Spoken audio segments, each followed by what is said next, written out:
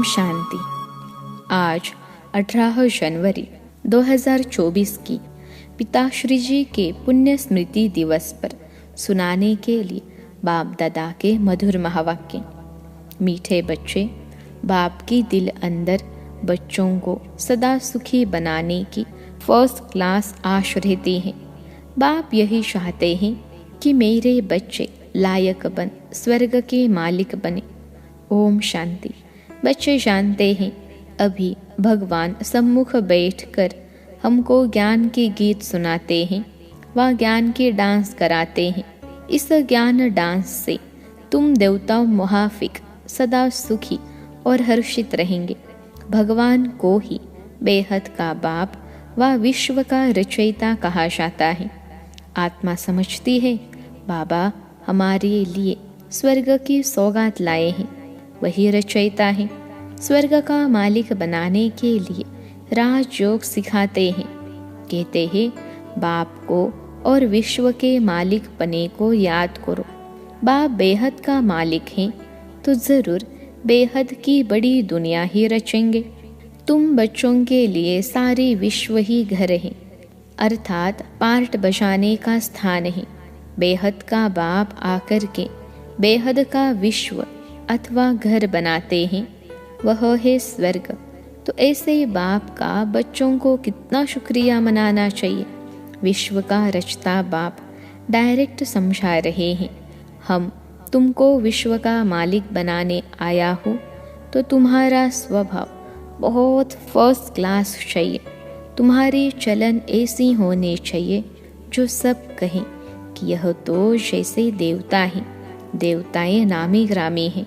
कहते हैं इनका स्वभाव एकदम देवताई है, बिल्कुल मीठे शांत स्वभाव के हैं। तो ऐसे बच्चों को बाप भी देख खुश होते हैं। बाबा स्वर्ग का मालिक बनाने आते हैं तो तुम्हें कितना मददगार बनना चाहिए।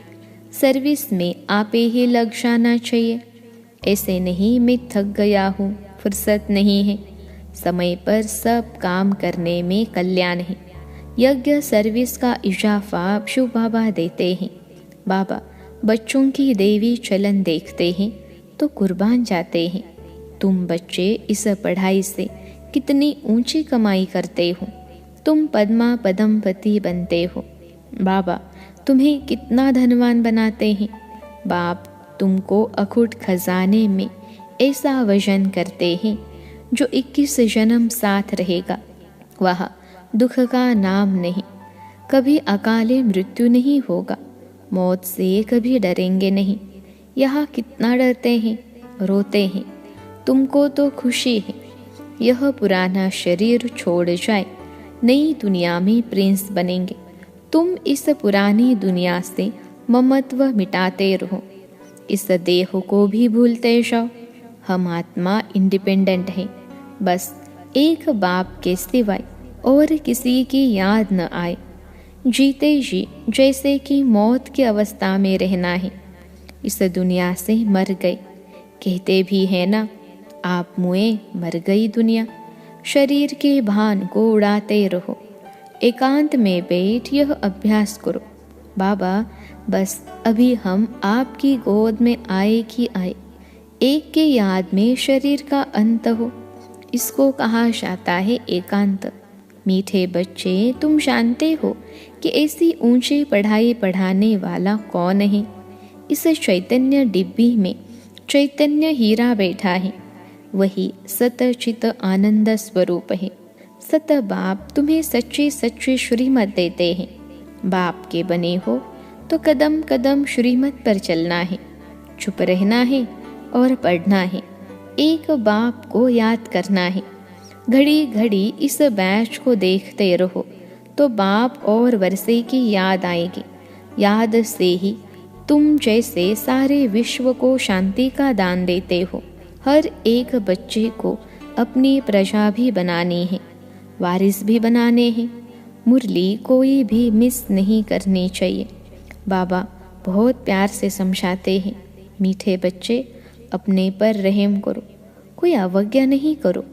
जो खुशबूदार फूल है वह खींचते हैं, जो जैसा है ऐसी सर्च लाइट लेने की कोशिश करते हैं। खुशबूदार गुणवान बच्चों को देख प्यार में खुशी में नयन गीले हो जाते हैं। कुछ तकलीफ होती है तो बाबा सर्च लाइट देते हैं। बाबा समझाते हैं, मीठे बच्चे, तुम्हें इस पुरानी दुनिया में कोई भी आश नहीं रखनी है। अब तो एक ही श्रेष्ठ आश रखनी है कि हम तो चले सुखधाम, कहाँ भी ठहरना नहीं है, देखना नहीं है, आगे बढ़ते जाना है। एक तरफ ही देखते रहो, तब ही अचल अडोल स्थिर अवस्था रहेगी। अब यह दुनिया खत्म होनी ही है, इसकी बहुत सीरियस हालत है। इस समय सबसे अधिक गुस्सा प्रकृति को आता है, इसलिए सब खलास कर देती है। तुम जानते हो, यह प्रकृति अभी अपना गुस्सा जोर से दिखाएगी, सारी पुरानी दुनिया को डुबो देगी।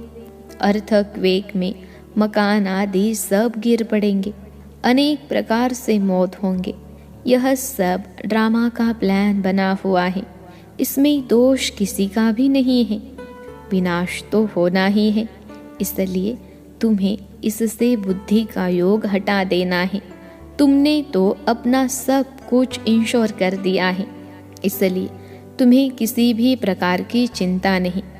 तुम्हारा सब कुछ सफल हो रहा है। अब तुम कहेंगे, वाह सद्गुरु वाह, जिसने हमको यह रास्ता बताया है। वाह तकदीर वाह, वाह ड्रामा वाह, तुम्हारे दिल से निकलता शुक्रिया बाबा आपका, जो हमारे 2 मुट्ठी चावल लेकर हमें सेफ्टी से भविष्य में 100 गुना रिटर्न देते हो। परंतु इसमें भी बच्चों की बड़ी विशाल बुद्धि चाहिए। बच्चों को अथाह ज्ञान धन का खजाना मिलता रहता तो अपार खुशी होनी चाहिए ना। जितना हृदय शुद्ध होगा तो औरों को भी शुद्ध बनाएंगे। योग की स्थिति से ही हृदय शुद्ध बनता है। तुम बच्चों को योगी बनाने का शौक होना चाहिए। अगर देह में मोह है, देह अभिमान रहता है, तो समझो हमारी अवस्था बहुत कच्ची है। देही अभिमानी बच्चे ही सच्चा डायमंड बनते हैं। इसलिए जितना हो सके देही अभिमानी बनने का अभ्यास करो। बाप को याद करो। बाबा अक्षर सबसे बहुत मीठा है। बाप बड़े प्यार से बच्चों को पलकों पर बिठाकर साथ ले जाएंगे। ऐसे बाप की याद के नशे में चकनाचूर होना चाहिए। बाप को याद करते करते खुशी में ठंडे ठार हो जाना चाहिए। जैसे बाप अपकारियों पर उपकार करते हैं, तुम भी फॉलो फादर करो, सुखदाई बनो। बाप की दिल अंदर बच्चों को सदा सुखी बनाने की कितनी फर्स्ट क्लास आश रहती है कि बच्चे लायक बन स्वर्ग के मालिक बने। तुम बच्चे अभी ड्रामा के राज को भी जानते हो। बाप तुम्हें निराकारी, आकारी और साकारी दुनिया का सब समाचार सुनाते हैं। आत्मा कहती है, अभी हम पुरुषार्थ कर रहे हैं। नई दुनिया में जाने के लिए हम स्वर्ग में चलने लायक जरूर बनेंगे। अपना और दूसरों का कल्याण करेंगे। अच्छा, बाप मीठे बच्चों को समझाते हैं।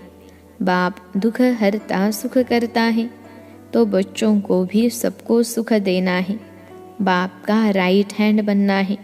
ऐसे बच्चे ही बाप को प्रिय लगते हैं। शुभ कार्य में राइट हाथ को ही लगाते हैं। तो बाप कहते हैं, हर बात में राइटियस बनो। एक बाप को याद करो तो फिर अंतमति सोगति हो जाएगी। इस पुरानी दुनिया से ममत्व मिटा दो। यह तो कब्रिस्तान है। धंधा दोरी बच्चों आदि के चिंतन में मरे तो मुफ्त अपनी बर्बादी कर देंगे। शिव बाबा को याद करने से तुम बहुत आबाद होंगे।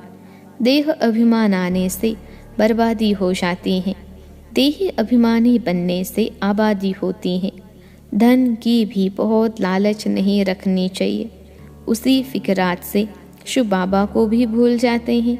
बाबा देखते हैं सब कुछ बाप को अर्पण कर फिर हमारे श्रीमत पर कहाँ तक चलते हैं। शुरू में बाप ने भी ट्रस्टी हो दिखाया ना। सब कुछ ईश्वर अर्पण कर खुद ट्रस्टी बन गया। बस ईश्वर के काम में ही लगाना है। विघ्नों से कभी डरना नहीं चाहिए। जहाँ तक हो सके सर्विस में अपना सब कुछ सफल करना है। ईश्वर अर्पण कर ट्रस्टी बन रहना है। अच्छा, मीठे मीठे सिखिलते बच्चों प्रति माता पिता बाप दादा का याद प्यार और गुड मॉर्निंग। रूहानी बाप की रूहानी बच्चों को नमस्ते। हम रूहानी बच्चों की सिखिलते रूहानी माता पिता बाप दादा को याद प्यार, गुड मॉर्निंग और नमस्ते बाबा नमस्ते। अव्यक्त महावाक्य। रिवाइज तारीख है 15 अप्रैल 1974। क्या सभी उन्नति की ओर बढ़ते जा रहे हो? सदा लगन में मगन और विघ्न विनाशक, यह दोनों निशानियाँ क्या अनुभव में आ रही हैं? विघ्न विनाशक बनने के बजाय विघ्नों को देख अपनी स्टेज से नीचे तो नहीं आ जाते हो? क्या अनेक प्रकार के आए हुए तूफान आपकी बुद्धि में तूफान तो पैदा नहीं करते हैं? जैसे कोई के द्वारा तोहफा मिलता है तो बुद्धि में हलचल नहीं होती है बल्कि उल्लास होता है। इसी प्रकार आए हुए तूफान उल्लास बढ़ाते हैं या हलचल बढ़ाते हैं? अगर तूफान को तूफान समझा तो हलचल होगी, और तोहफा समझा व अनुभव किया तो उससे उल्लास और हिम्मत अधिक बढ़ेगी। यह है चढ़ती कला की निशानी। घबराने के बजाय गहराई में जाकर अनुभव के नए नए रत्न इन परीक्षाओं के सागर से प्राप्त करेंगे, क्योंकि हलचल के अंदर रत्न समाये हुए हैं। ऊपर ऊपर से अर्थात बाह्य मुखता की दृष्टि और बुद्धि द्वारा देखने से हलचल दिखाई देगी अथवा अनुभव होगी, लेकिन उसी आई हुई बातों को अंतर्मुखी दृष्टि व बुद्धि से देखने से अनेक प्रकार के ज्ञान रत्न अर्थात पॉइंट्स प्राप्त होंगी। अगर कोई भी बात को देखते या सुनते हुए आश्चर्य अनुभव होता है तो यह भी फाइनल स्टेज नहीं है। ऐसा तो होना नहीं चाहिए।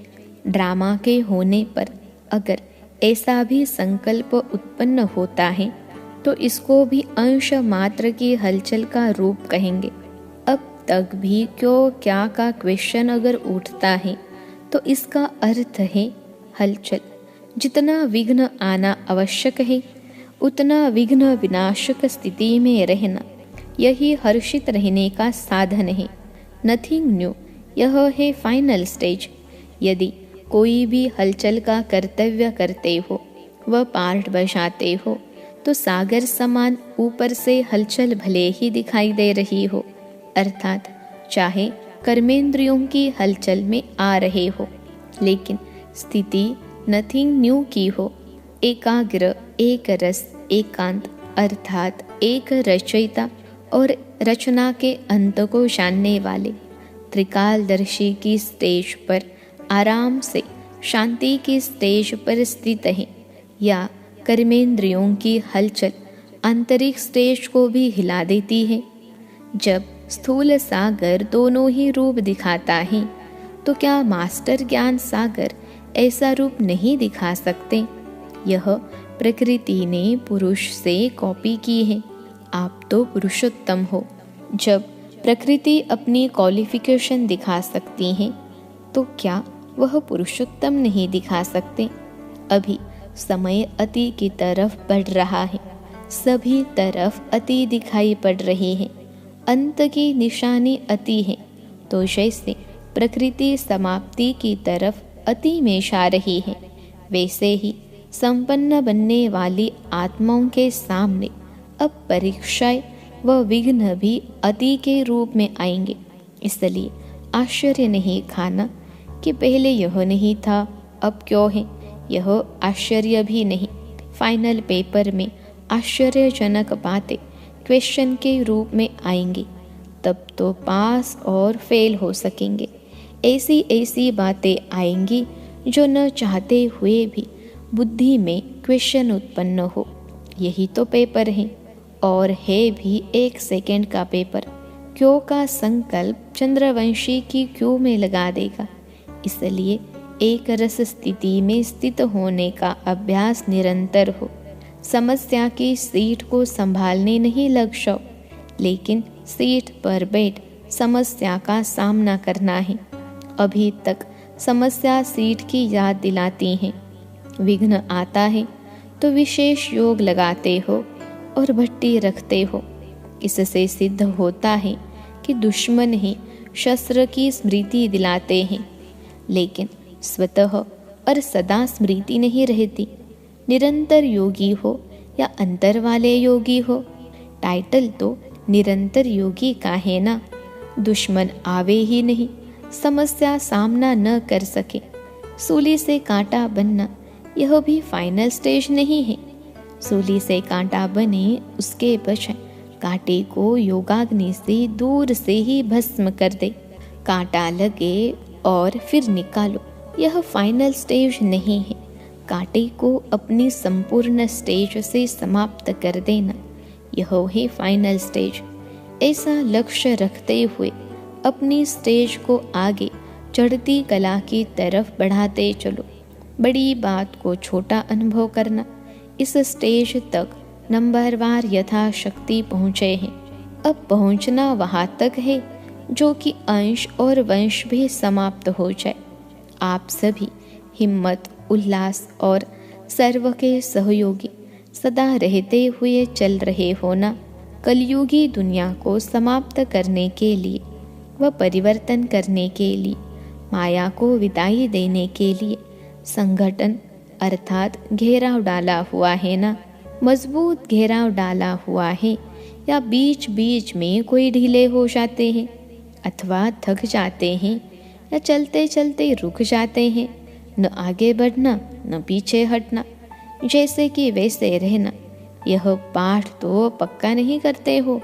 समय धक्का लगाएगा तो चल पड़ेंगे, ऐसा सोचकर जहाँ की तहाँ रुक तो नहीं गए हो।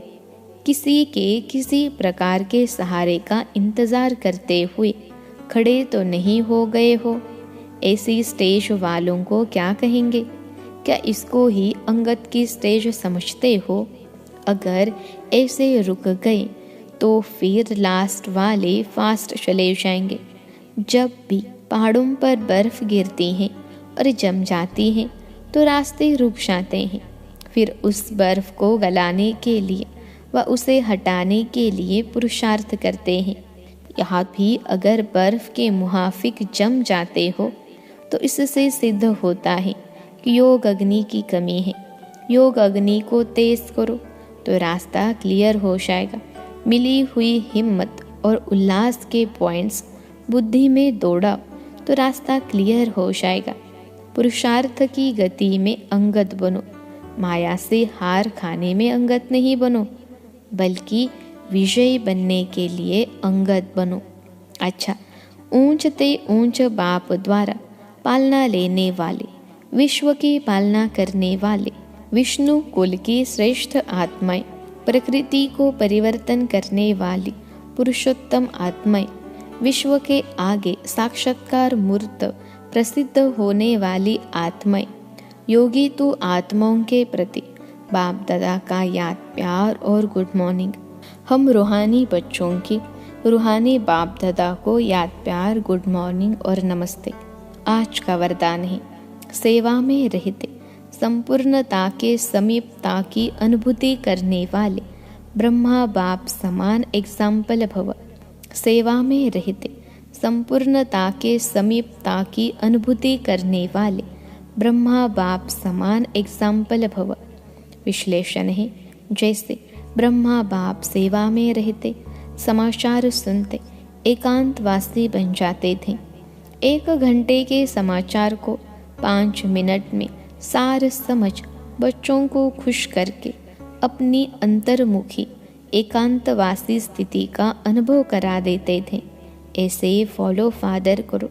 ब्रह्मा बाप ने कभी नहीं कहा कि मैं बहुत बिजी हूँ, लेकिन बच्चों के आगे एग्जाम्पल बने। ऐसे समय प्रमाण अभी इस अभ्यास की आवश्यकता है। दिल की लगन हो तो समय निकल आएगा और अनेकों के लिए एग्जाम्पल बन जाएंगे। आज का स्लोगन है, हर कर्म में कर्म और योग का अनुभव होना ही कर्म योग है। हर कर्म में कर्म और योग का अनुभव होना ही कर्म योग है। अव्यक्ति साइलेंस द्वारा डबल लाइट फरिश्ता स्थिति का अनुभव करो। सदा यही लक्ष्य याद रहे कि हमें बाप समान बनना है। तो जैसे बाप लाइट है वैसे डबल लाइट। औरों को देखते हो तो कमज़ोर होते हो, इसलिए सी फादर फॉलो फादर करो। उड़ती कला का श्रेष्ठ साधन सिर्फ एक शब्द है, सब कुछ तेरा। मेरा शब्द बदल तेरा कर दो। तेरा हो तो आत्मा लाइट है, और जब सब कुछ तेरा है तो लाइट यानी हल्के बन गए। अच्छा, ओम शांति।